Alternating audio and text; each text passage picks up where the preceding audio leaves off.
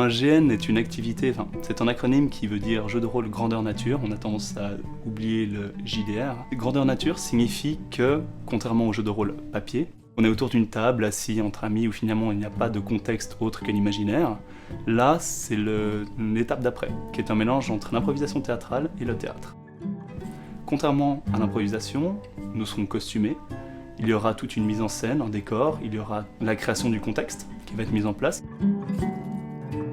Donc dans une organisation de GN, ce qu'on retrouve généralement, déjà, c'est les organisateurs. C'est eux qui préparent le GN, qui organisent tout. Le deuxième poste important, c'est les joueurs, parce que sans joueurs, il n'y a personne pour participer au GN. Et le troisième poste dont on parle souvent, c'est les PNJ ou personnages non joueurs, qui sont des gens qui viennent pour aider au jeu, mais n'ont pas la même liberté que les joueurs. Et donc ils sont, entre guillemets, aux ordres des organisateurs pour faire avancer tout ça. Donc le scénario, si vous voulez, c'est pas quelque chose de fini comme au théâtre où on sait ce qu'on doit dire à quel moment. Le GN commence au moment où le scénario se finit. Donc les scénaristes vont écrire ce qu'on appelle notre background, notre passé, le passé de notre personnage. Et on arrive au début du jeu, c'est la dernière ligne de notre background.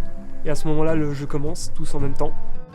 À partir du moment où le top de départ du jeu est lancé, tout va aller de rebondissement en rebondissement, de réaction en réaction, et même les organisateurs ne savent pas forcément où cela va aller.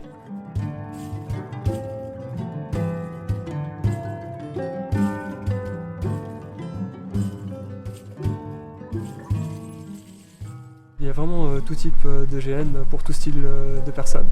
Donc il peut y avoir des jeux qui sont le jeu typique de zombies où on va maquiller du zombie, donc on va faire des peaux qui se décollent, des gens blafards, qui fassent peur quand on les voit. On a aussi des jeux où ça peut être des maquillages pour faire des créatures, par exemple pour faire des elfes, donc on va mettre des prothèses, faire les beaux raccords pour pas qu'on voit qu'ils aient des grosses oreilles collées, ça fait pas très beau. Puis ça peut aussi être au cours du jeu, on peut avoir quelqu'un qui va faire un combat et puis va se blesser, il faut qu'on voit sa blessure, donc on va lui rajouter la blessure en cours de jeu, ou alors il peut lui arriver quelque chose, il peut être marqué par quelque chose. Dans ce cas, le maquillage se fera en cours de jeu. Voilà. Et puis aussi beaucoup pour les PNJ, donc quand il y a des attaques de monstres, des choses comme ça, ou des personnes qui doivent être reconnaissables par une marque particulière, on va vite les maquiller avant que les PNJ entrent en scène. Hop, ils y vont maquiller, ils reviennent, on les démaquille, et puis on les remaquille différemment pour la prochaine scène, en fonction de ce qu'ils vont jouer.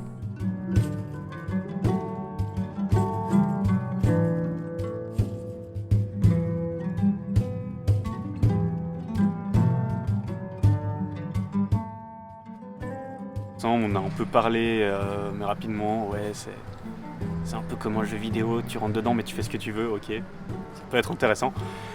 Du coup j'ai tenté de voir ce que ça pouvait donner, je me suis juste éclaté. J'ai trouvé ça super drôle parce que t'as vraiment toutes les libertés possibles.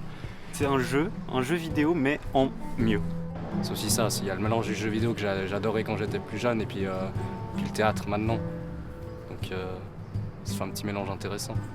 C'est plus simple en fait, même en étant débutant, si on se retrouve avec des amis, parce qu'on va être plus facilement enclin à se lâcher ou à facilement les parler ou à dire n'importe quoi.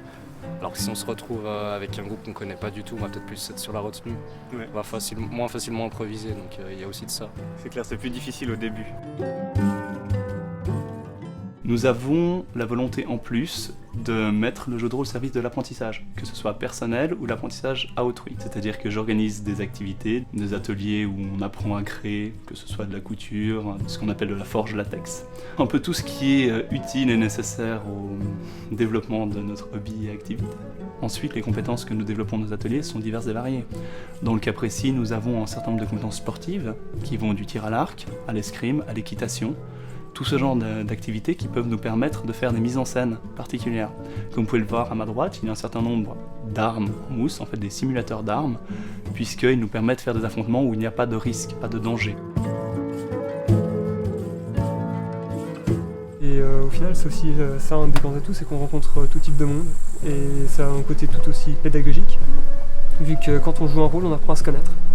On remarque très souvent que dans nos premiers rôles, on joue ce qu'on aimerait être. Puis ensuite, on apprend aussi à jouer ce qu'on n'aimerait pas être.